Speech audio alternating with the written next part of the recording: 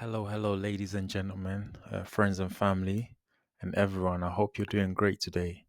So, this is Motorsport Progression, and I'm back again with another video. So, I just want to talk about the 2025 Japanese Grand Prix and the Pirelli preview. So, this video is going to be the Formula One Lenovo Japanese Grand Prix Suzuka preview, the Pirelli version of the preview. And okay, let's start with the tire compounds. Okay. So with the tire compounds, you have C1, C2, and C3. So the hardest compound is C1 and the softest compound is C6. So they went towards the harder side, probably because of the heat. And I know the first one third of the circuit was resurfaced, but probably towards the end of the circuit, it wasn't resurfaced. So there would have been a lot of tire wear as well on the rear tires. So that's why they went towards the harder side. And so you have the C1, which is the hard tire with the white wall around it. And then you have the C2, which is the medium tire with the yellow wall around it. And then you have the C3, which is the softest tire, which has the red wall around it. So the C1, you'll use it for long stints and stuff like that during a race. And then the the C2, you can use that for a long stint as well, but it's short is less laps than the harder tire. And then the soft tire, you would use it for qualifying or qualifying simulations, or if you want to do like a quick stint or like a two stopper, you can use the C3 tire, sorry. Yeah, you can combine C2 and C3 to do a two stopper. So yeah, peeps, I just want to say thank you for everyone for watching this channel. Please don't forget to subscribe, like, comment, and share. So now let's move on to the tire pressures here. So you got an 18-inch tire, and the EOS camber limit here for the front is minus 2.75 degrees, and the EOS camber limit for the rear is minus 1.50 degrees. Okay. Now looking at the minimum starting pressures for the tires, for the fronts here, you got 24.5 psi slicks, yeah. And then for the rear, you got 23.5 psi for the rear, and it says subject to changes after free practice 2. Yeah, subject to changes after free practice 2. So if when they completed free practice 2, they would have had a chance, to make some changes to the tire pressures, depending on how the teams were feeling about it. Okay, looking at the car now, yeah, let's look at the lateral and longitudinal energies here going through the car. Okay, now looking at the actual car, yeah, let's look at it from the rear wing. So looking at the rear wing, I can see on top of the rear wing is fully black, yeah, and on the inside of the rear wing is yellow. So you got like medium, longitudinal, and lateral force going through the rear wing. Looking at the rear tires here, I can see the outside of both tires here, the left, and what's it the what's the rear left and the rear right here is red on the outside, which is maximum longitudinal and lateral energy going through the tires, and then yellow in the middle parts here. So let's say is 60-40.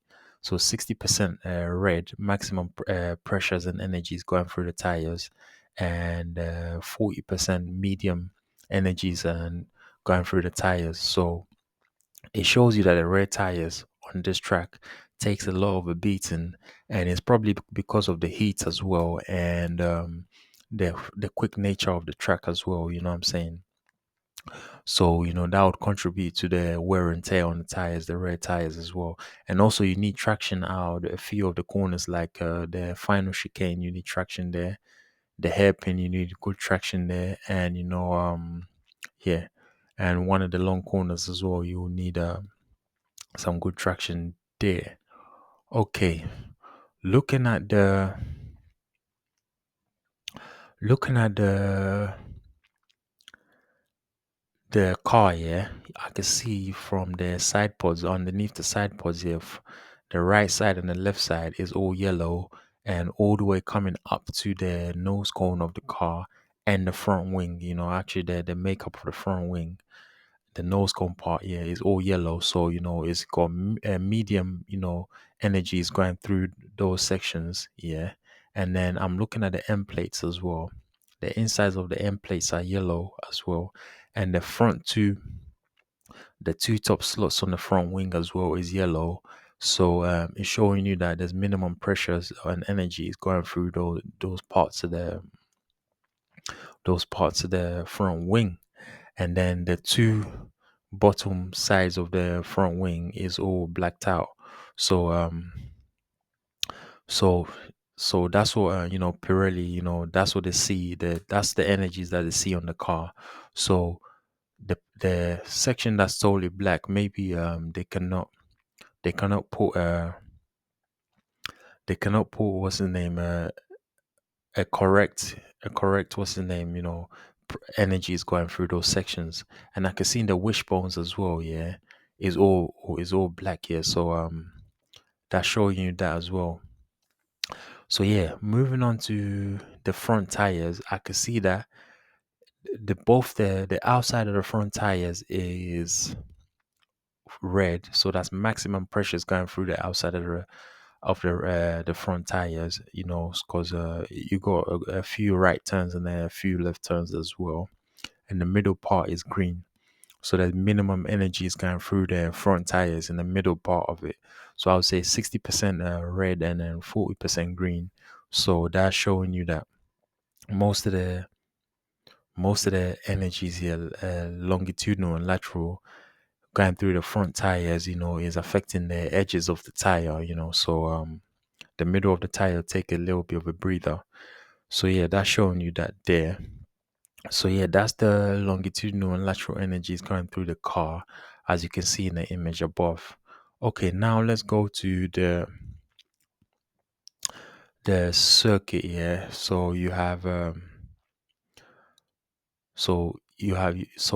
go to the circuit map here and see how to drive this track.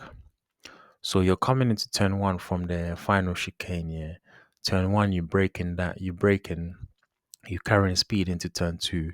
Then you go to the S's, turn three, four, five, six. You go to the S's, then you go to the middle section. Whereas the Degners, you take the first Degner, then you take the second Degner. So the second Degner goes underneath the track, and then you go to the the hairpin.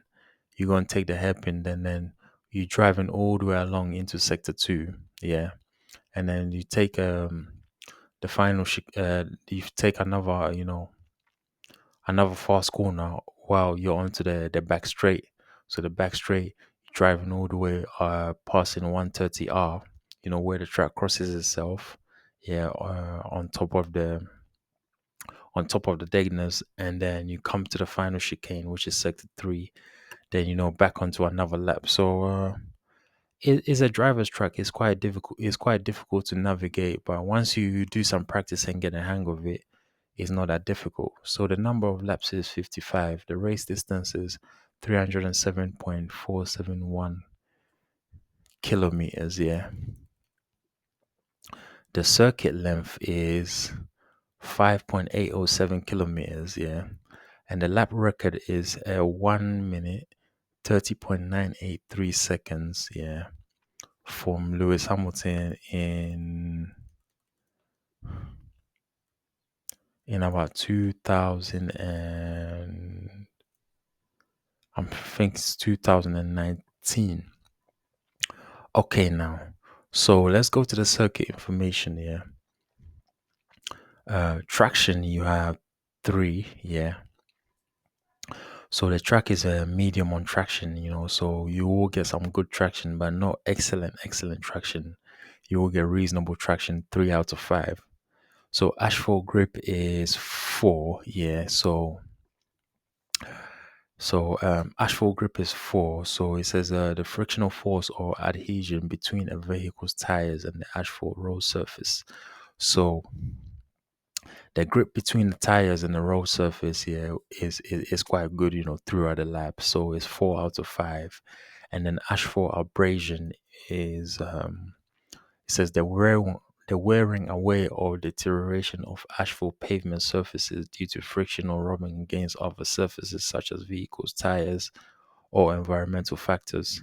So looking at this here, they're giving the asphalt abrasion 4 out of 5. So that's quite high, which is showing that the track the track will wears out quite quickly, and that's why the rear tires have so much energy and so much wear and tear going through them, because the actual abrasion is very very high. It's 4 out of 5, and the track evolution is 3. So over the weekend, the track will evolve, but is medium is 3 out of 5, which is reasonable. So the track will evolve, so they might gain a second and a half, from FP1 to FP3 and then qualifying. Okay, then the tire stress is 5. As you can see on the rear tires, there's a lot of stress, and the front tires, there's a lot of stress on the outer parts. The only parts of the tire that don't get no stress is the front tires, the middle part. But as they put tire stress is 5. But because they chose, the hardest compounds here, they were able to do a one stopper on the race, because they chose the hardest tires, the C1, the C2, and then the C3. And braking as well is 2 out of 5. So there's about there's about 2 or 3 heavy braking zones, on this track, on the Suzuka track. There's not many heavy braking zones, so braking is quite low. Is you don't need to spend too much time, fixing your brakes, because if there was like 5 or 6 heavy braking zones, in other tracks, then it would be difficult. But this is a flowing track, so there's only about 2 or 3 heavy braking zones. I would say 2. To be honest, the other ones are just feeding the brakes and just accelerating. Okay, so now the lateral stress is 5. So the lateral stress going through the car and the tires and everything is 5, which is quite high. So the car takes a lot of stress on this track, because it's a fast flowing track. You have to be quick, at all times. You can't really slow down, and you make mistakes, you will get overtaken, or you can crash easily, or anything like that. You know what I'm saying? And then the downforce is 4 out of 5. So this track, can generate a lot of downforce, between the bottom of the car and the surface of the road. So, there's a lot of speed. It's a really, really speedy track. And, that's good for the cars, if it generates a lot of downforce. So it's 4 out of 5. So yeah, peeps, that's the circuit information there. And, that's the Formula One Lenovo Japanese Grand Prix 2025. That's the Suzuka preview that I'm bringing to you. And obviously this video's a little bit late, but I still had to catch up and make the video and put it out. So yeah, peeps, I just want to say to everyone, thank you for your support. I really appreciate everyone that's on the channel, watching the channel, showing support, and helping out. So I just want to say to everyone, please don't forget to subscribe to the channel, hit the notification bell so you can get notified for any new videos. Like the video as well, because it helps the algorithm. Then you can also drop your comments below. Let me know what you think about the Japanese Grand Prix, or what you thought about it last week. And also, if you've got any questions to ask me about Formula One, feel free to ask and I'll answer you back. And also, you can share the video on your various social media platforms. That would really really help a lot.